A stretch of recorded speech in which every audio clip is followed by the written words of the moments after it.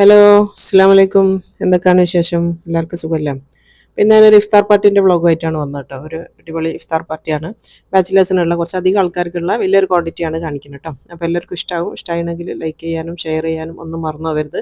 അതുപോലെ തന്നെ അങ്ങനത്തെ വലിയ ക്വാണ്ടിറ്റിയിൽ ഉണ്ടാക്കുന്ന വീഡിയോസ് എടുക്കുമ്പോൾ നിങ്ങൾക്ക് അറിയുന്നതാണ്, ഒരുപാട് പ്രയാസപ്പെട്ടിട്ടാണ് എടുക്കുന്നത്. അപ്പോൾ നിങ്ങളെ ലൈക്കും ഷെയറുമാണ് നമുക്ക് ആദ്യമായിട്ട് വേണ്ടി കേട്ടോ. അപ്പോൾ എന്തായാലും ലൈക്ക് ചെയ്യാൻ മറക്കരുത്. അപ്പോൾ അതാ പെട്ടെന്ന് തന്നെ വീഡിയോയിലേക്ക് പോവാണ്. അപ്പോൾ ആദ്യം ഞാൻ ഉണ്ടാക്കുന്നത് സ്നാക്കാണ്. ഒരു ചിക്കൻ കമീറ. അത് സാധാരണ ചിക്കൻ കമീറ അല്ല, ഫുള്ളായിട്ട് പൊരിക്കുന്ന ഒരു ഇതാണ് കേട്ടോ ഉണ്ടാക്കുന്നത്. അപ്പോൾ ഒരു 5 കപ്പ് പൊടി എടുത്താണ് അതിലേക്ക് ആവശ്യത്തിന് ഉപ്പ് ഇട്ട് കൊടുത്ത്, പിന്നെ അതാ ഒരു 4 ടേബിൾ സ്പൂൺ അവിടെ ഉണ്ടാവും ഞാനിപ്പോൾ ചേർത്ത പഞ്ചസാര, പിന്നെ വേണ്ടി 2 ടേബിൾ സ്പൂൺ പാൽപ്പൊടിയും കൂടെ ചേർത്ത് കൊടുക്കുന്നുണ്ട്. പിന്നെ ഇൻസ്റ്റൻറ്റ് ഈസ്റ്റാണ് എൻ്റെ കയ്യിലുള്ളത്. ഇങ്ങനത്തെ പരന്ന ചെറിയ ടീസ്പൂണാണ് കേട്ടോ. അങ്ങനത്തെ ഒരു 2 ടീസ്പൂണാണ് ഞാൻ ഇട്ട് കൊടുക്കുന്നത്.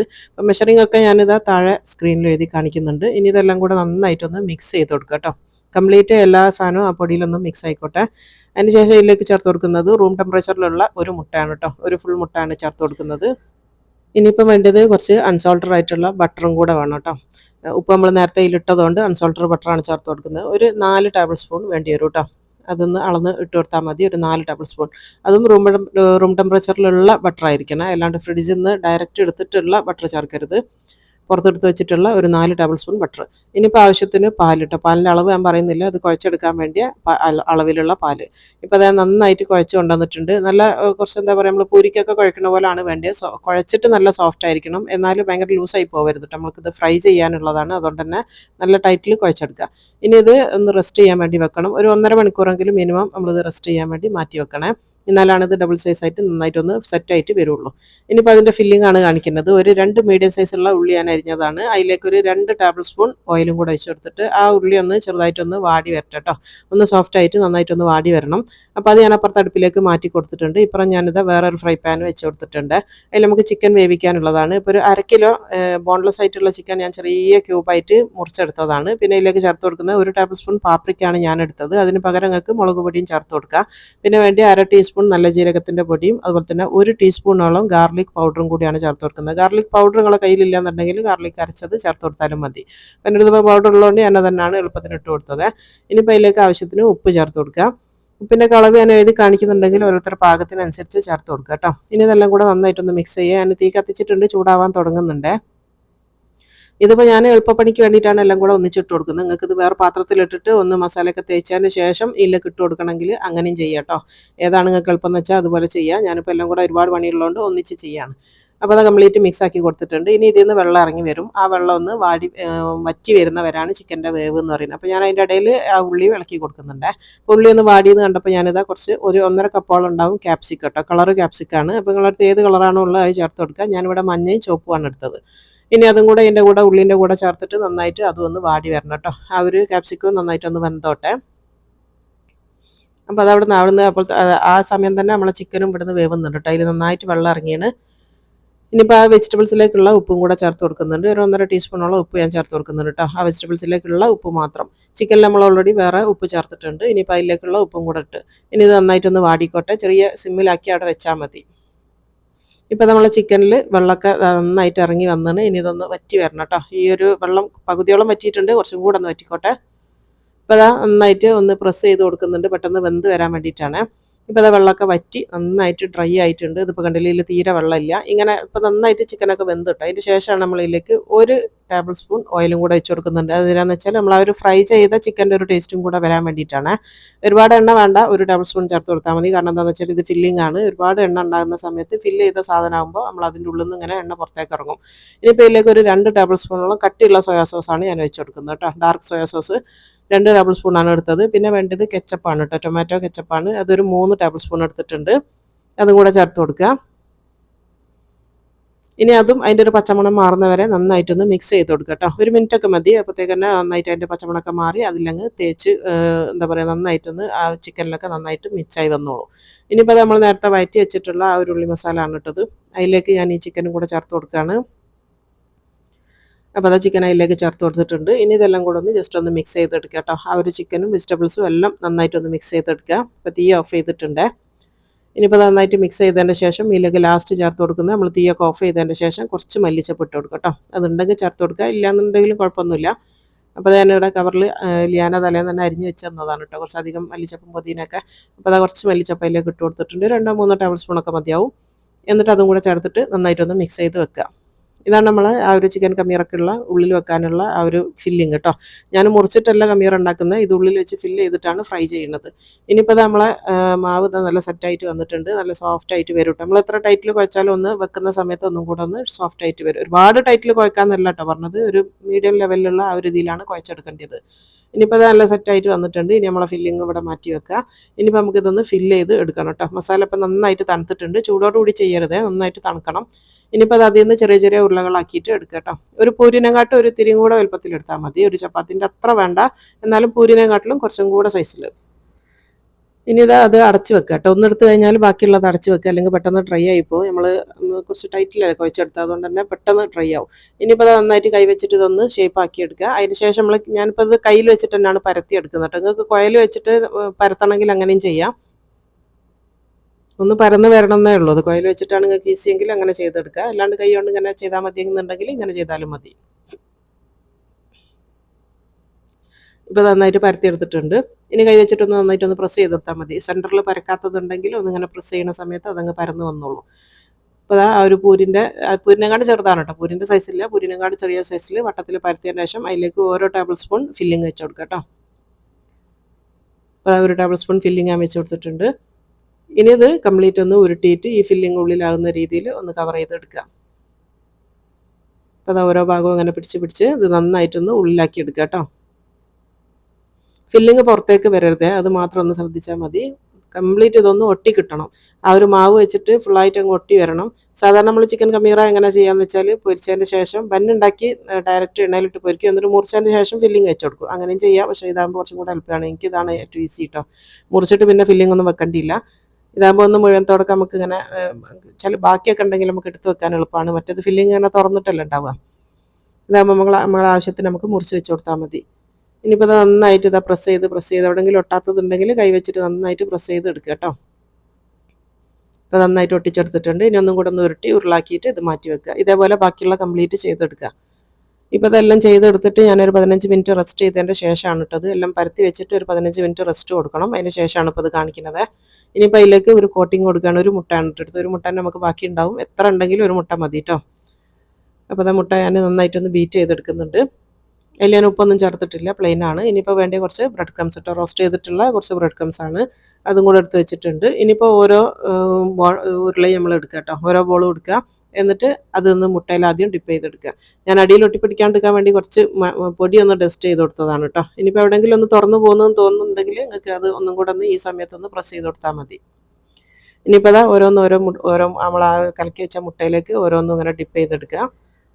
എന്നിട്ട് അത് ഓരോന്നും ഈ ഒരു ബ്രെഡ് ക്രംസിലേക്ക് ഇട്ട് കൊടുത്തിട്ട് നന്നായിട്ടൊന്ന് കോട്ട് ചെയ്തെടുക്കുക, പൊതിഞ്ഞെടുക്കുക കേട്ടോ. എല്ലാ ഭാഗത്തും ആ ഒരു ബ്രെഡ് ക്രംസ് ആവുന്ന രീതിയിൽ ഒന്ന് പൊതിഞ്ഞെടുക്കുക. ഒരുപാട് കൈ വെച്ചിട്ട് അതിന്മേൽ പിടിപ്പിക്കൊന്നും വേണ്ട കേട്ടോ. മുട്ട പുറത്തുള്ളത് കൊണ്ട് തന്നെ പെട്ടെന്ന് അങ്ങ് പിടിച്ചോളൂ, അത്രേ ആവശ്യമുള്ളൂ.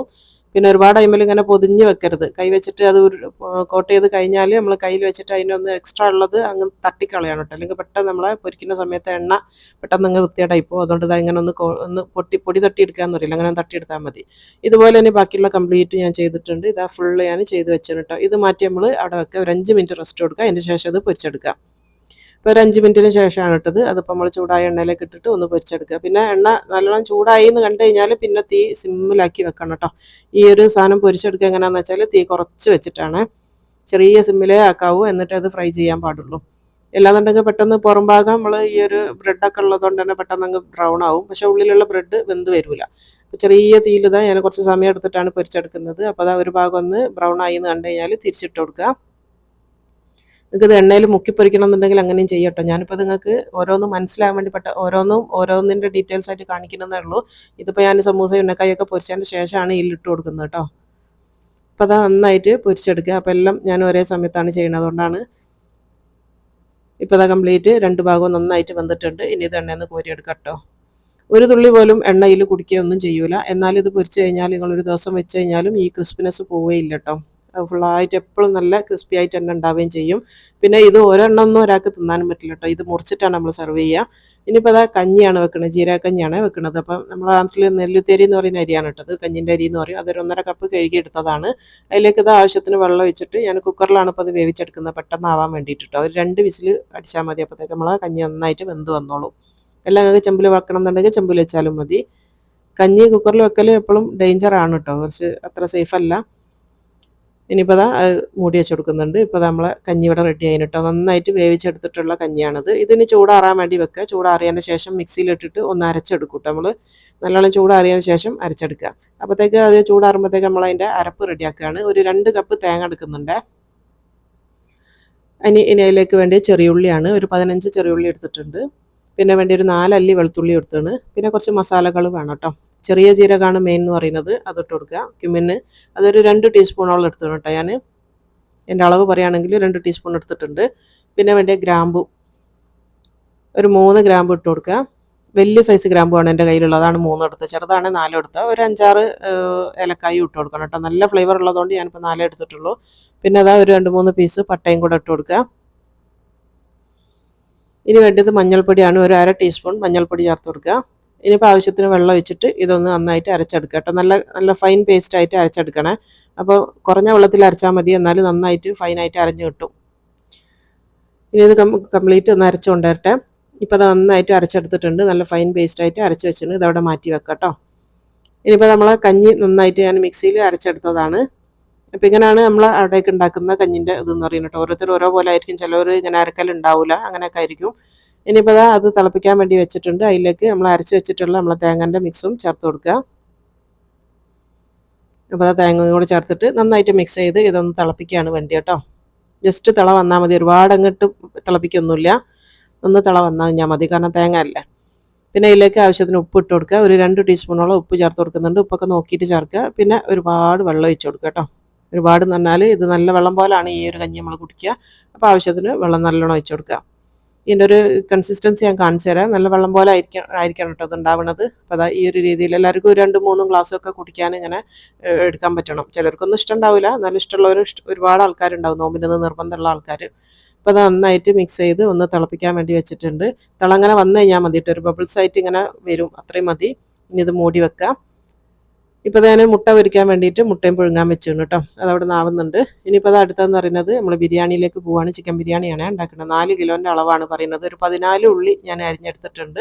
അതിലേക്ക് ഇതാ ഒരു 3 ടേബിൾ സ്പൂണോളം നല്ല നെയ്യാണ് ഇട്ട് കൊടുക്കുന്നത് കേട്ടോ. പശു നെയ്യ് ഒരു 3 ടേബിൾ സ്പൂൺ ഉണ്ടാവും ഇതിൻ്റെ അളവ് പറയുകയാണെങ്കിൽ. പിന്നെ വേണ്ടിയ കുറച്ച് ഓയിലാണ്, ഒരു 4 ടേബിൾ സ്പൂണോളം ഓയിലും കൂടെ ചേർത്ത് കൊടുത്തത്. 4 കിലോൻ്റെ അളവാണ് പറയുന്നത്. 4 കിലോ അരിയും 4 കിലോ ചിക്കനുമാണ് ഞാൻ എടുക്കുന്നത് കേട്ടോ. എന്നിട്ട് ഇത് നന്നായിട്ട് ഉള്ളി ഒന്ന് സോഫ്റ്റ് ആകണ വരെ ഒന്ന് വഴറ്റിയെടുക്കണേ. നന്നായിട്ടൊന്ന് സോഫ്റ്റ് ആയിക്കോട്ടെ.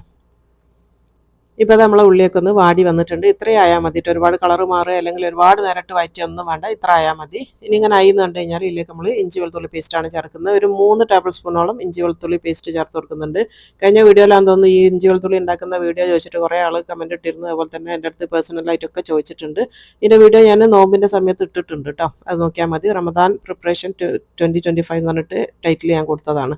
പിന്നെ ആവശ്യത്തിന് ഇതാ പച്ചമുളകും ഒന്ന് ക്രഷ് ചെയ്ത് ഇട്ട് കൊടുത്തിട്ടുണ്ട്. ഞാനിവിടെ എടുത്ത പച്ചമുളക് എരിവില്ലാത്തതാണ് കേട്ടോ, നിങ്ങൾക്ക് എരിവുള്ളതും എടുക്കുക. പിന്നെ അതും ഒന്ന് പച്ചമണം ഒന്ന് മാറുന്നവരെ വഴറ്റിയതിൻ്റെ ശേഷം ഇതിലേക്കൊരു 4 വലിയ സൈസുള്ള തക്കാളിയാണ് ഞാൻ എടുത്തത്. എക്സ്ട്രാ ലാർജ് തക്കാളിയാണ്, ഒരു 4 എണ്ണം എടുത്തിട്ടുണ്ട്. പിന്നെ ഇതിപ്പോൾ ഇടുന്ന സമയത്ത് നിങ്ങൾക്ക് തക്കാളി കൂടുതലായിട്ട് തോന്നും, പക്ഷേ റെഡിയാണ് കേട്ടോ, പാകത്തിലാണ് ഇതുള്ളത്. ഈ ഒരളവിൽ എടുത്താൽ മതി. എന്നിട്ട് ഈ തക്കാളി പിന്നെ കുഴയാനൊന്നും നിൽക്കണ്ട കേട്ടോ, ജസ്റ്റ് ഒന്ന് മിക്സ് ചെയ്ത് കൊടുത്താൽ മതി. അതിൻ്റെ ശേഷം അതിലേക്ക് ഒരു 1/4 കപ്പ് അണ്ടിപ്പരിപ്പ് അരച്ചതാണ് ചേർത്ത് കൊടുക്കുന്നത്. 1/4 കപ്പ് അണ്ടിപ്പരിപ്പാണ് ഞാൻ എടുത്തത് കേട്ടോ. എന്നിട്ട് കുറഞ്ഞ വെള്ളത്തിൽ അരച്ചെടുത്തതാണ് ഫൈൻ പേസ്റ്റായിട്ട്. ഇനി അണ്ടിപ്പരിപ്പിന് പകരം നിങ്ങൾക്ക് വെള്ള കസ്കസ് വേണമെങ്കിൽ അതും ചേർത്ത് കൊടുക്കാം. ഇനിയിപ്പോൾ പുളി കുറവുള്ള തൈരാണ്, ഞാനിവിടെ യോഗട്ടാണ് എടുത്തത്. ഒരു 1/4 കപ്പോളം ഉണ്ടാവും ഇതിൻ്റെ അളവ് പറയുകയാണെങ്കിൽ കേട്ടോ. ഒരു 1/4 കപ്പ് തൈരും കൂടെ ചേർത്ത് കൊടുത്തിട്ടുണ്ട്. ഇനിയിപ്പോൾ ഇതിലേക്ക് ചേർത്ത് കൊടുക്കുന്നത് ഹോം മെയ്ഡ് ആയിട്ടുള്ള ബിരിയാണി മസാല പൗഡറാണ് കേട്ടോ. എൻ്റെ സ്പെഷ്യൽ മസാല പൗഡറാണ് ഇതെന്ന് വെച്ചാൽ ഇതിൻ്റെ ലിങ്ക് ഡിസ്ക്രിപ്ഷൻ ബോക്സിലുണ്ട് കേട്ടോ, അത് വേണമെങ്കിൽ നോക്കിയാൽ മതി.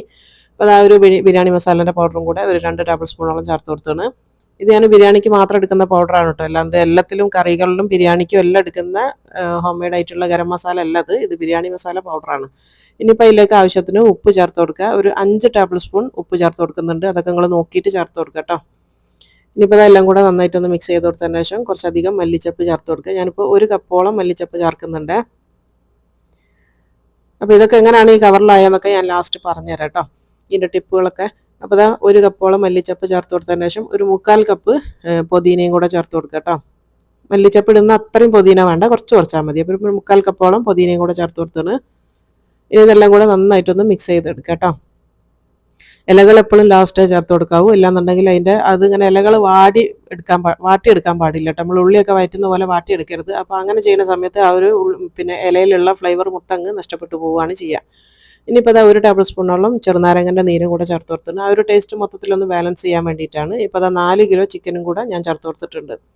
ഇപ്പോൾ വലിയ പീസായിട്ടാണ് ഞാൻ അരിഞ്ഞത് കേട്ടോ. ഈ ബിരിയാണിക്ക് എപ്പോഴും കുറച്ച് വലുതാണ് നല്ലത്, കാരണം മൊത്തത്തിൽ അങ്ങനെ അടിഞ്ഞു പോകരുത്, നമ്മൾ ദമ്മൊക്കെ ചെയ്യണതല്ലേ. അപ്പോൾ കുറച്ച് വലിയ സൈസായിട്ട് എടുക്കലാണ് ഏറ്റവും നല്ലത്. നമ്മളെ ആവശ്യത്തിന്, സ്വന്തം ആവശ്യത്തിന് നമ്മൾ കുറഞ്ഞ ക്വാണ്ടിറ്റിയിൽ ഒരു 2 കപ്പ് അരി അല്ലെങ്കിൽ 3 കപ്പ് അരിയൊക്കെ വെച്ച് ചെയ്യുന്ന സമയത്ത് ചെറിയ പീസായിട്ട് മുറിക്കുക. അപ്പോൾ അത് തിള വന്നിട്ടുണ്ട്. ഇനി ചെറിയ തീയിലിട്ടിട്ട് ഒരു 15 മിനിറ്റ് ഇതൊന്ന് അടച്ച് വെച്ച് വേവിച്ചെടുക്കാം. ഇനിയിപ്പോൾ അടുത്ത നമ്മളെ ചോറിനേക്കുള്ള പ്രിപ്പറേഷൻസ് ആണ് കേട്ടോ. അപ്പോൾ അത് ആദ്യം ഞാനൊരു ചട്ടി വെച്ച് കൊടുത്തിട്ടുണ്ട്. അതിലേക്ക് ഒരു 3 ടേബിൾ സ്പൂണോളം നല്ല നെയ്യ് ചേർത്ത് കൊടുക്കുന്നുണ്ട്. ഉരുകുന്നതിൻ്റെ മുന്നുള്ള കണക്കാണ് നെയ്യിൻ്റെ ഒക്കെ അളവ് ഞാൻ പറയുന്നത് കേട്ടോ. ഉരുകി കഴിഞ്ഞാൽ അത് കുറച്ചും കൂടെ ഉണ്ടാവും. അപ്പോൾ അതൊരു 1/4 കപ്പോളം ഓയിലും കൂടെ ചേർത്ത് കൊടുത്തിട്ടുണ്ട്. ഇനിയിപ്പോൾ അതാ ഒരു 2 മീഡിയം സൈസുള്ള ഉള്ളി ഞാൻ അരിഞ്ഞത് മാറ്റി വെച്ചിട്ടുണ്ട്. ഇത് പൊരിക്കാനുള്ളതാണ്, ദമ്മിലിടാൻ വേണ്ടിയിട്ട് കേട്ടോ. അപ്പോൾ അതൊരു 2 പ്രാവശ്യം ആക്കിയിട്ട് ഇങ്ങനെ ഒന്ന് ഫ്രൈ ചെയ്തെടുക്കുക. നല്ലൊരു ബ്രൗൺ കളർ ആകുന്ന വരെ നന്നായിട്ടൊന്ന് ഫ്രൈ ആക്കി എടുക്കണം. ചെറിയ തീയിലിട്ടിട്ട് ചെയ്യണം കേട്ടോ, കരിഞ്ഞു പോകരുത്. ഇപ്പോൾ നമ്മളെ ഉള്ളിയൊക്കെ നന്നായിട്ട് ഒന്ന് ഗോൾഡൻ കളർ ആയിട്ടുണ്ട്. ഇതിന് കോരാണ്. അപ്പോൾ ഇത് ചെയ്ത പോലെ തന്നെ ഇത് ഉള്ളി പൊരിച്ചതിന് ശേഷം കുറച്ച് അണ്ടിപ്പരിപ്പും മുന്തിരിയും എല്ലാം ഇതേപോലെ തന്നെ ഒന്ന് ഫ്രൈ ചെയ്തെടുക്കണേ. അപ്പോൾ അതൊക്കെ മാറ്റിയിട്ടുണ്ട്. ഇനിയിപ്പോൾ ചോറിൻ്റെ ചെമ്പ് വെച്ച് കൊടുത്തിട്ടുണ്ട്. നമ്മൾ ആ ഉള്ളിയൊക്കെ ഫ്രൈ ചെയ്ത ആ ഒരു ഓയിലും നെയ്യും കൂടെ മിക്സ് ഇല്ല, അതാണ് ഇതിലേക്ക് ചേർത്ത് കൊടുക്കേണ്ടത്. അപ്പോൾ ആ ഒരു ഓയിലിൽ ഉള്ളിൻ്റെ ഒക്കെ നല്ല ഫ്ലേവർ ഉണ്ടാവും. പിന്നെ നമ്മൾ എക്സ്ട്രാ ഉള്ളി ചേർക്കേണ്ടില്ല. പിന്നെ വേണ്ടിയ കുറച്ച് മസാലകളാണ്, കുറച്ച് ഏലക്കായും പട്ടയും ഗ്രാമ്പൂ കേട്ടോ. അത് 3 കൂടെ ചേർത്ത് കൊടുത്തിട്ടുണ്ട്. അളവൊക്കെ താഴെ ഉണ്ട്. ഇനി അതൊന്ന് പൊട്ടിയെന്ന് കണ്ടു കഴിഞ്ഞാൽ കഴുകി എടുത്തിട്ടുള്ള ജീരകശാല അരി, നമ്മളെ കൈമ റൈസാണത്. അതൊരു 4 കിലോ ആണ് ഞാൻ എടുത്തത് കേട്ടോ. ഞാൻ പറഞ്ഞല്ലോ 4 കിലോൻ്റെ കണക്കാണ് പറഞ്ഞത്. ഇനി അതെല്ലാം കൂടെ ഒന്ന് ജസ്റ്റ് ഒന്ന് മിക്സ് ചെയ്തെടുക്കുക ആ ഒരു നെയ്യിൽ കേട്ടോ. അപ്പോൾ ഇത് കൂടുതൽ ക്വാണ്ടിറ്റി ഉള്ളതുകൊണ്ട് ഒരുപാട് നേരം വറുക്കാനൊന്നും നിൽക്കണ്ട, കാരണം ചിലപ്പോൾ പൊടിഞ്ഞു പോകും അരി. അപ്പോൾ അതുകൊണ്ട് തന്നെ ജസ്റ്റ് ഒന്ന് ആ ഒരു നെയ്യൊക്കെ കറക്റ്റ് അളവാണോ എന്ന് അറിയാൻ വേണ്ടിയിട്ട് ഒന്ന് മിക്സ് ചെയ്ത് നോക്കിയാൽ മതി. പിന്നെ ഞാനിപ്പോൾ ഇത് നോമ്പായതുകൊണ്ട് കുറഞ്ഞ ക്വാണ്ടിറ്റി നെയ്യിലാണ് കാണിക്കുന്നത് കേട്ടോ. വലിയ നെയ്യിലില്ല, നെയ്യ് മീൻസ് നെയ്യ് ഓയിലൊന്നും അധികം ഒഴിച്ചിട്ടില്ല. ഇനിയിപ്പോൾ അതിലേക്ക് തിളച്ച വെള്ളമാണ് ഒഴിച്ച് കൊടുക്കേണ്ടത്. തിളച്ച വെള്ളത്തിൻ്റെ അളവ് എന്ന് പറയുന്നത് അരി എടുത്തതിൻ്റെ 1.5 ഇരട്ടിയാണ് വെള്ളം വേണ്ടിയിട്ട്. ആ 1.5 തന്നെ ഞാൻ കുറച്ചിട്ടുണ്ട്, 1 ഗ്ലാസ് കുറച്ചിട്ടുണ്ട്. എന്തിനാന്ന് വെച്ചാൽ നമ്മൾ മസാലയിൽ നിന്ന് എടുക്കുന്ന കുറച്ച് വെള്ളം ഞാൻ ഊറ്റി വെച്ചിട്ടുണ്ട്. അതിൽ നിന്ന് എടുത്ത വെള്ളം ഇതിലേക്ക് ചേർത്ത് കൊടുക്കുന്നുണ്ട്. എന്തിനാന്ന് വെച്ചാൽ നമ്മൾ കൂടുതൽ ക്വാണ്ടിറ്റി ഉണ്ടാക്കുന്ന സമയത്ത് റൈസിലേക്ക് ഫ്ലേവർ പിടിക്കാൻ കുറച്ച് പണിയായിരിക്കും. അപ്പോൾ നമ്മൾ ഈ ഒരു മസാലയിൽ നിന്ന് കുറച്ച് വെള്ളം ഊറ്റിയെടുത്തിട്ട് ഇതിലേക്ക് ഒഴിച്ച് കൊടുത്താൽ മതി. അപ്പോൾ ആ ഒരു മസാലയിൽ നിന്ന് എടുത്ത ഇതാണിത്. ഇത് ഒഴിക്കുന്നതുകൊണ്ടാണ് 1 കപ്പ് വെള്ളം ഞാൻ ആ 1.5 ഇരട്ടിയിൽ നിന്ന് കുറച്ചത് കേട്ടോ. അപ്പോൾ അതും കൂടെ ചേർത്ത് കൊടുത്തിട്ടുണ്ട്. ഇനി ഇതെല്ലാം കൂടെ നന്നായിട്ടൊന്ന് മിക്സ് ചെയ്ത് എടുക്കുക. ഇപ്പം ഞാൻ നേരത്തെ പറഞ്ഞ പോലെ തന്നെ കുറഞ്ഞ ക്വാണ്ടിറ്റിയിൽ 2 ഗ്ലാസും 3 ഗ്ലാസും അരിയൊക്കെ വെച്ച് ചെയ്യുന്ന സമയത്ത് നമ്മൾ ഈ ഒരു മസാലയിൽ നിന്ന് വെള്ളം ഒഴിക്കേണ്ടിയില്ല കേട്ടോ. അതല്ലാണ്ട് തന്നെ നമുക്ക് മസാലയിലേക്ക് ആ ഒരു ഫ്ലേവറൊക്കെ പിടിച്ചോളും. ഇനിയിപ്പോൾ അതൊരു 2.5 ടേബിൾ സ്പൂണോളം ചെറുനാരങ്ങൻ്റെ നീരും കൂടെ ചേർത്ത് കൊടുത്തിട്ടുണ്ട്. അരി തമ്മിൽ ഇങ്ങനെ ഒട്ടിപ്പിടിക്കാണ്ട് ഇങ്ങനെ നല്ല എന്താ പറയുക മണി പോലെ നിൽക്കാൻ വേണ്ടിയിട്ടാണ് ചെറുനാരങ്ങൻ്റെ നീര് ഒഴിച്ച് കൊടുക്കുന്നത്. ഇപ്പോൾ ഇതിലേക്ക് ഒരു 6 ടീസ്പൂണോളം ഉപ്പും കൂടെ ചേർത്ത് കൊടുത്തിട്ടുണ്ട്. എന്നിട്ട് നന്നായിട്ടൊന്ന് മിക്സ് ചെയ്യുക. എന്നിട്ട് തിള വന്നു കഴിഞ്ഞാൽ നമുക്ക് മൂടി വെച്ചിട്ട് ചെറിയ തീയിൽ ഈ വെള്ളം വറ്റുന്നവരെ ഒന്ന് വേവിച്ചെടുക്കണം. അതിൻ്റെ ഇടയിൽ ഒരു പ്രാവശ്യം ഒന്ന് തിരിച്ചിട്ട് കൊടുക്കണം അരി കേട്ടോ. ഇനിയിപ്പോൾ അടുത്ത നമ്മൾ ചോറും മസാലയൊക്കെ ഇവിടെ റെഡി ആയിട്ടുണ്ട്. ഇനി നമ്മൾ ഫ്രൈ ചെയ്യാൻ തുടങ്ങിയിട്ടോ. ഇപ്പോൾ ഫ്രൈ ചെയ്യുന്നത് ആദ്യം ഇപ്പം നമ്മൾ ഉന്നക്കായാണ്, ചെറിയ സൈസിൽ ഉന്നക്കായി ഞാൻ ഉണ്ടാക്കിയെടുത്തതാണ് കേട്ടത്. ഇതെന്ന് വെച്ചാൽ ഇതിൻ്റെയൊക്കെ വീഡിയോ ഞാനിതാ കുറച്ച് തൊട്ട് മുന്നേ ചെയ്തിട്ടുണ്ട്, ഒരു 5-6 ദിവസം മുന്നേ ചെയ്തിട്ടുണ്ട് കേട്ടോ എല്ലാം. അതുകൊണ്ടാണ് ഇതിൽ ഉൾപ്പെടുത്താണ്ടുന്നത്. ഞാൻ തലേന്ന് തന്നെ ചെയ്ത് വെച്ചതാണ് ഇതൊക്കെ. അപ്പോൾ അതാ ആ ഒരു ഉന്നക്കായി റെഡി ആയിട്ടുണ്ട്. ഇതിനെ അതിൽ നിന്ന് കോരിയെടുക്കുക. ഉന്നക്കായി പിന്നെ ഞാൻ അധികം കളറ് മാറ്റുന്നില്ല, നമ്മൾ പരിപാടി ആയതുകൊണ്ട് കാണാനും ഭംഗി വേണമല്ലോ. ഇപ്പോൾ അത് എല്ലാം നന്നായിട്ടൊന്ന് ഒരു ഗോൾഡൻ കളർ ആയിക്കഴിഞ്ഞാൽ എല്ലാം കോരിയെടുക്കുക. ഇനിയിപ്പോൾ ഈ ഉന്നക്കായി ഇവിടുന്ന് പൊരിക്കുന്ന അതേ സമയം തന്നെ ഞാനിപ്പം ഇപ്പുറത്ത് വേറെ ഒരു ചട്ടി വെച്ചെടുത്തിട്ടുണ്ട്. അതിൽ ഞാൻ കട്ട്ലേറ്റാണ് പൊരിച്ചെടുക്കുന്നത് കേട്ടോ. കട്ട്ലേറ്റിൻ്റെ വീഡിയോ തൊട്ട് മുന്നേ ഞാൻ ചെയ്തിട്ടുണ്ട്. അപ്പോൾ അതിൽ നമ്മൾ കട്ട്ലേറ്റ് ചെയ്തത് മൈദപ്പൊടിയിൽ ഞാൻ കോട്ട് ചെയ്യുന്നതാണ് കാണിച്ചത്, ഫ്രീസറിൽ വെക്കാൻ എന്നുള്ളതിൽ. ഇതിപ്പോൾ ഞാൻ മുട്ടയിലാണ് കോട്ട് ചെയ്തത് കേട്ടോ, അതുകൊണ്ടാണ് ഈ ഒരു പത വരുന്നത്. ഇതിപ്പോൾ മുട്ടയിൽ മുക്കിയിട്ട് ബ്രെഡ് ക്രംസിലൊന്ന് കോട്ട് ചെയ്തെടുത്തതാണ്. ഇനിയിപ്പോൾ ആ ഒരു കട്ട്ലേറ്റ് ആയിക്കഴിഞ്ഞാൽ അതും ഒന്ന് കോരിയെടുക്കുക. ഇതൊക്കെ ഞാൻ ഫാസ്റ്റായിട്ട് കാണിക്കുന്നത് എന്താണെന്ന് വെച്ചാൽ ഡീറ്റെയിൽസ് ഒന്നും ഇല്ല കേട്ടോ ഇതിൽ. തൊട്ട് മുന്നേ ഉള്ള വീഡിയോയിലുണ്ട് ഇതിൻ്റെയൊക്കെ ഡീറ്റെയിൽസ്. ഇനിയിപ്പോൾ നമ്മളെ ഉന്നക്കായൊക്കെ കഴിഞ്ഞതിൻ്റെ ശേഷം ഇതിലിപ്പോൾ ഞാൻ സമൂസയാണ് ഇടുന്നത് കേട്ടോ. സമൂസ പൊരിക്കുന്ന സമയത്ത് നമ്മൾ ആ ഒരു കോർണറിൽ ഞാനിങ്ങനെ ഒന്ന് മൈദപ്പശ വെച്ച് ഒട്ടിക്കലുണ്ട്. കാരണം ഇൻ കേസ് ചെറിയൊരു ഹോൾ ഉണ്ടെങ്കിൽ എണ്ണ കയറണ്ടെന്ന് വിചാരിച്ചിട്ടാണ്. അത് ചെയ്യണമെന്ന് നിർബന്ധമൊന്നുമില്ല, ഒട്ടിക്കാണ്ട് തന്നെയാണ് എല്ലാവരും പൊരിച്ചെടുക്കുക. പക്ഷേ എനിക്കത് എന്തോ ഒരു തൃപ്തി കുറവുള്ളതുകൊണ്ട് ഞാനിങ്ങനെയാണ് ചെയ്യൽ. അപ്പോൾ നമ്മൾ ആ ഒരു സമൂസയും നന്നായിട്ടൊന്ന് പൊരിച്ചെടുക്കുക. ഓരോന്നോരോന്ന് ആവണതിനനുസരിച്ച് തിരിച്ചിട്ട് കൊടുത്താൽ മതി കേട്ടോ. അതിപ്പോൾ വലിയ പാത്രം വെച്ചുകൊണ്ട് കുറേ ഇടണം. അതുകൊണ്ടാണ് ഞാൻ 2-3 ഇടുമ്പോഴത്തേക്ക് ഞാൻ പെട്ടെന്ന് പെട്ടെന്ന് മറിച്ചിട്ട് കൊടുക്കുന്നത്. അപ്പോൾ നമ്മളെ സമൂസ നല്ലോണം ഒന്ന് ഫ്രൈ ആയിട്ടുണ്ട്. അത് നമുക്ക് കോരിയെടുക്കാം. ഇതെന്ന് വെച്ചാൽ അറബിക് സമൂസാണ് കേട്ടോ. ഇലകളും ബീഫും വെച്ചിട്ടുള്ള അറബിക് സമൂസാണ്. അതും ഞാൻ ഡീറ്റെയിൽ ആയിട്ട് കാണിച്ചിട്ടുണ്ട്. ഇത് ഞാൻ നേരത്തെ തുടക്കത്തിൽ കാണിച്ചല്ലോ, നമ്മളെ കമീറാണത്. ഇനിയിപ്പോൾ അടുത്തെന്ന് പറയുന്നത് ഞാനൊരു സ്പൈസി ആയിട്ടുള്ള ഒരു ഫ്രൂട്ട് സലാഡ് ഉണ്ടാക്കുന്നുണ്ട്. ഇനിയിപ്പോൾ ആ ഫ്രൂട്ട് സലാഡിനുള്ള ഒരു സോസാണ് കാണിക്കുന്നത്. കുറച്ച് പച്ചമുളക്, അതുപോലെ തന്നെ മിൻറ്റ് ലീഫ് കേട്ടോ. പുതിന അരിഞ്ഞത് കുറച്ച് അധികം വേണം. പിന്നെ എരിവിന് ഒരു 3-4 പച്ചമുളകും വേണം. പിന്നെ വേണ്ടി ചെറുനാരങ്ങൻ്റെ നീരാണ് കേട്ടോ. ഒരു 2-2.5 ടേബിൾ സ്പൂണോളൊക്കെ ഞാൻ ചെറുനാരങ്ങൻ്റെ നീര് ഒഴിച്ചാണ്. പിന്നെ വേണ്ടി ആവശ്യത്തിന് മധുരം, പഞ്ചസാര വേണം. ഇപ്പോൾ ഒരു 3 ടേബിൾ സ്പൂൺ നിറച്ച്, അതൊരു ടേബിൾ സ്പൂൺ അളവ് പറയുകയാണെങ്കിൽ 6 ഉണ്ടാവും. പിന്നെ അത് ആവശ്യത്തിന് ഉപ്പും കൂടെ ചേർത്ത് കൊടുക്കുക. ഇനി ഇതെല്ലാം കൂടെ നന്നായിട്ടൊന്ന് അരച്ചെടുക്കുക കേട്ടോ. അത് അരച്ചിട്ടുണ്ട്. ഇനിയിപ്പോൾ ഇതാ ഫ്രൂട്ട്സ് ഇതിലേക്ക് മിക്സ് ചെയ്യുക. എന്തൊക്കെ ഫ്രൂട്ട്സിൻ്റെ കോമ്പിനേഷനാണ് നിങ്ങൾക്ക് വേണ്ടിയെന്ന് വെച്ചാൽ അതൊക്കെ എടുക്കാം കേട്ടോ. ഇതിപ്പോൾ ഞാനിവിടെ ചെയ്യുന്ന 2 ഫ്രൂട്ട് വെച്ചിട്ടാണ്. ഇതിപ്പോൾ വത്തക്കാണ് കേട്ടോ. അതിൻ്റെ കുരുവൊക്കെ കളഞ്ഞിട്ട് എടുക്കണേ, എന്നാലാണ് കഴിക്കുന്ന ആൾക്കാർക്കും എളുപ്പത്തിൽ എടുക്കാനും പറ്റുക. പിന്നെ ആ ഒരു കുരുവിൻ്റെ ഒരു ഡിസ്റ്റർബൻസ് ഇതിലുണ്ടാവരുത്. അപ്പോൾ ഇതാ കുരുവൊക്കെ കളഞ്ഞെടുത്ത വത്തക്കയും പിന്നെ ഞാനെടുത്തത് ചെറിയ സൈസായിട്ട് മുറിച്ചെടുത്തിട്ടുള്ള മാങ്ങയാണ് കേട്ടോ. മാങ്ങയും കൂടെ ഇട്ട് കൊടുത്തിട്ടുണ്ട്. ഇത് 2 മാത്രമാണ് ഞാൻ ഫ്രൂട്ട്സ് ആയിട്ട് എടുത്തത്. അപ്പോൾ ഫ്രൂട്ട്സ് ഇങ്ങനെ പ്ലേറ്റിൽ മുറിച്ച് വെച്ച് കൊടുത്താൽ കഴിക്കാൻ ഭയങ്കര മടിയാണ് കേട്ടോ. ഞാനിപ്പോൾ 2-3 നോമ്പ് തുറ കഴിച്ചിട്ട് ഫ്രൂട്ട്സ് ഒക്കെ ബാക്കിയാണ്. അപ്പോൾ അതുകൊണ്ടാണ് ഇങ്ങനെ ആക്കിയെടുത്തത്. ഇനിയിപ്പോൾ നമ്മൾ അരച്ചിട്ടുള്ള ആ ഒരു സോസ് ഇതിലേക്ക് ഒഴിച്ച് കൊടുക്കുക. ഇപ്പോൾ ആ ഒരു സോസും കൂടെ ഒഴിച്ചിട്ടുണ്ട്. നല്ല ടേസ്റ്റാണ് കേട്ടോ. നല്ലൊരു റിഫ്രഷ്മെൻ്റ് ആണ് ഈ ഒരു ഇതെന്ന് പറയുന്നത്. നല്ല എരിവും ഉണ്ടാവും, ഒരുപാട് എരിവൊന്നുമില്ല, എന്നാലും ചെറിയൊരു എരിവുണ്ടാവും, എന്നാലും മിൻറ്റിൻ്റെ ആ ഒരു ഇതും ഉണ്ടാവും. നല്ല ടേസ്റ്റാണ്. ഇനി ഇതെല്ലാം കൂടെ മിക്സ് ചെയ്ത് വെക്കുക. ഇതാകുമ്പോൾ നമുക്ക് ഒരാൾക്കുള്ള ഒരു പോർഷനായിട്ട് നമുക്ക് ഓരോരുത്തർക്ക് വെച്ച് കൊടുത്താൽ എല്ലാവരും കഴിക്കുകയും ചെയ്യും, എല്ലാവർക്കും വയറ്റിലാവുകയും ചെയ്യും. നമ്മൾ ഈ മുറിച്ച് വെക്കുന്ന സമയത്ത് അധികം ആൾക്കാരും തൊടുന്നില്ല. സ്നാക്സ് കഴിച്ചിട്ട് അങ്ങ് പോകാമെന്നല്ലാണ്ട് ഫ്രൂട്ട്സൊക്കെ തൊടാൻ ഭയങ്കര മടിയാണ്. ഭംഗിക്ക് വേണ്ടി അവിടെ വെക്കുന്നതേ ഉണ്ടാവുള്ളൂ. അപ്പോൾ നന്നായിട്ട് മിക്സ് ചെയ്തിട്ടുണ്ട്. നല്ല തണുപ്പിച്ചിട്ടുള്ള ഫ്രൂട്ട്സ് ആയിരിക്കണം കേട്ടോ, എന്നാലാണ് നല്ല ടേസ്റ്റ് ഉണ്ടാവുക. ഞാനിത് ഫ്രിഡ്ജിൽ വെച്ച് നന്നായിട്ട് തണുപ്പിച്ചെടുത്തതാണ്. അപ്പോൾ അതവിടെ മാറ്റി വെക്കുക. ഇനിയിപ്പോൾ നമ്മൾ ചോറും മസാല അത് നമുക്കൊന്ന് ദം ഇടണം കേട്ടോ. അപ്പോൾ മസാല ഞാൻ വലിയൊരു ചെമ്പിലേക്ക് മാറ്റിയിട്ടുണ്ട്, കാരണം ഇത് എല്ലാം കൊള്ളണമല്ലോ. ഇനിയിപ്പോൾ നമ്മൾ ഉണ്ടാക്കി വെച്ച നമ്മളെ ചോറാണിത്. അപ്പോൾ ആ ചോറ് ഈ ഒരു മസാലൻ്റെ മേലേക്ക് ഇട്ട് കൊടുക്കുക കേട്ടോ. ഇത് ഞാൻ പറഞ്ഞല്ലോ വലിയ ക്വാണ്ടിറ്റി ആണ്, അപ്പോൾ അത് ശ്രദ്ധിക്കണേ. നിങ്ങൾ ചെറിയ ക്വാണ്ടിറ്റിയിൽ ഉണ്ടാക്കുന്ന അളവല്ലേ പറഞ്ഞത് മൊത്തം. ഇനിയിപ്പോൾ അതാ ഫസ്റ്റ് ഒരു പകുതിയോളം ചോറ് ഞാൻ ഇതിൻ്റെ മേലെ ഇട്ട് കൊടുക്കുന്നുണ്ട്. ഇപ്പോൾ അതാ പകുതിയോളം ചോറ് ഇട്ട് കൊടുത്തിട്ട് ഇനി നമ്മൾ ഈ ഒരു നേരത്തെ പറഞ്ഞ ആ ഒരു ബിരിയാണി മസാല പൗഡറാണിത്, അത് കുറച്ച് ഇട്ട് കൊടുക്കുക. ഒരു ടീസ്പൂണൊന്നും വേണ്ട, അത്രയും കുറച്ച് മതി. ഇനിയിപ്പോൾ നമ്മൾ നേരത്തെ ഫ്രൈ ചെയ്ത് വെച്ചിട്ടുള്ള ഉള്ളി, അണ്ടി, മുന്തിരി കേട്ടോ, ഇത്രയും സാധനങ്ങളാണ്. അതും അതിൻ്റെ ഒരു പകുതിയോളം ഇതിലിട്ട് കൊടുക്കുക. പിന്നെ വേണ്ടത് ഞാൻ കുറച്ച് റോസ് വാട്ടറിൽ ഇത് സാഫ്രോൺ കളറാണ്. സാഫ്രോണിൻ്റെ ഫ്ലേവർ ഉള്ളതാണ് കേട്ടോ, ആ ഒരു കളറാണ് ചേർക്കുന്നത്. അല്ലെങ്കിൽ ഫുഡ് കളർ ചേർത്താലും മതി. ഇനിയിപ്പോൾ അതാ മല്ലിച്ചപ്പ് ചേർത്ത് കൊടുക്കുക. അത് മല്ലിച്ചപ്പ് ഇട്ട് കൊടുത്തിട്ടുണ്ട്. ഇനി ഇതിൻ്റെ മേലേക്ക് ബാക്കി പകുതി റൈസും കൂടെ ഇട്ട് കൊടുക്കുക കേട്ടോ. 2 ലെയറായിട്ടാണ് ഞാൻ ചെയ്യുന്നത്. അപ്പോൾ അതേപോലെ തന്നെ മാറ്റി നമ്മൾ ആദ്യം ചെയ്ത പോലെ തന്നെ ബിരിയാണി മസാല പൗഡർ, അതേപോലെ തന്നെ റോസ് വാട്ടറും കളറും, പിന്നെ അണ്ടി, മുന്തിരി, അതുപോലെ തന്നെ ഉള്ളി, പിന്നെ അതാ മല്ലിച്ചപ്പ്, അതും കൂടെ ഇട്ട് കഴിഞ്ഞാൽ ഇതിവിടെ ഫുള്ളായി. ഇനിയിപ്പോൾ നമ്മൾ ഫോയിൽ വെച്ചിട്ട് ഈ ചെമ്പിനൊന്ന് ആദ്യം കവർ ചെയ്യുന്നുണ്ട് കേട്ടോ. അത് ദം ചെയ്യാനുള്ളതായതുകൊണ്ട് എയർ പുറത്ത് പോകാണ്ടിരിക്കാൻ വേണ്ടിയിട്ടാണ്. മൈദപ്പൊടി വെച്ചിട്ട് നിങ്ങൾക്ക് ചെയ്യണമെങ്കിൽ അങ്ങനെയും ചെയ്യാം. ചെമ്പിൻ്റെ വക്ക് മുഴുവനായിട്ട് മൈദപ്പൊടിയിലൊന്ന് ഒട്ടിച്ച് കൊടുത്താൽ മതി. ഞാനിപ്പോൾ ഫോയിലാണ് ചെയ്യുന്നത് എളുപ്പത്തിന്. എന്നിട്ട് അതിൻ്റെ മേലെ നമ്മൾ കവർ ചെയ്ത് മൂടി വെച്ചതിന് ശേഷം ആ ഒരു ഫോയിൽ കൊണ്ട് ചെമ്പ് നന്നായിട്ട് കവർ ചെയ്ത് കൊടുക്കുക, എന്നാൽ പുറത്തേക്ക് ഇതിൻ്റെ ഒരു ആവി പോകില്ല. എന്നിട്ട് ഇത് ചെറിയ സിമ്മിലിട്ട് വെച്ചിട്ട് എത്രയും സിമ്മാക്കാൻ പറ്റുമോ അത്രയും സിമ്മിലിട്ടിട്ട് ഒരു 10 മിനിറ്റോളം ഇത് ദം ചെയ്ത് എടുക്കണം കേട്ടോ. ഇനിയിപ്പോൾ നമ്മളെ ഇഫ്താറിൻ്റെ സമയമായി. ഇനിയിപ്പോൾ നമ്മൾ ഓരോന്നും സെർവ് ചെയ്യാൻ വേണ്ടി തുടങ്ങാൻ കേട്ടോ. നല്ല ക്രിസ്പാണ് ഇത്. ഇപ്പോൾ ഇവിടെ വേറെ ഒരുപാട് ശബ്ദം ഉള്ളതുകൊണ്ടാണ് ഇതിൻ്റെ ശബ്ദം ഞാൻ കേൾപ്പിച്ച് തരാത്തത്. ഇനിയിപ്പോൾ അതൊന്ന് മുറിച്ചിട്ട്, ഞാൻ പറഞ്ഞല്ലോ ഞാൻ മുറിച്ചിട്ടാണ് സെർവ് ചെയ്യുന്നത്. ഇതാകുമ്പോൾ കുറച്ചും കൂടെ ഈസിയാണ് കേട്ടോ. ഓരോന്നും പൊരിച്ച് വെച്ചിട്ട് നമ്മൾ ഫില്ലിങ് ഇതിലേക്ക് വെച്ച് കൊടുക്കുന്നതിനെക്കാട്ടിലും എനിക്ക് കുറച്ചും കൂടെ നന്നായിട്ട് തോന്നിയത് ഇതാണ്. ടേസ്റ്റിലും വ്യത്യാസമുണ്ട് കേട്ടോ. ഇങ്ങനെ ചെയ്യാത്ത ആൾക്കാരുണ്ടെങ്കിൽ ഒന്ന് ചെയ്ത് നോക്ക്. ഇനിയിപ്പോൾ അടുത്തെന്ന് പറയുന്നത് നമ്മൾ ഫ്രിഡ്ജിൽ നമ്മൾ ഫ്രൂട്ട് സലാഡ് എടുത്തുകൊണ്ട് വന്നിട്ടുണ്ട്. അതാകുമ്പോൾ നമുക്ക് ഞാൻ പറഞ്ഞല്ലോ ചെറിയ ബൗളിൽ ഇങ്ങനെ ഒരാൾക്കുള്ള ഒരു പോർഷൻ ആയിട്ടിട്ട് ഇങ്ങനെ നമുക്ക് വെച്ച് കൊടുക്കാം.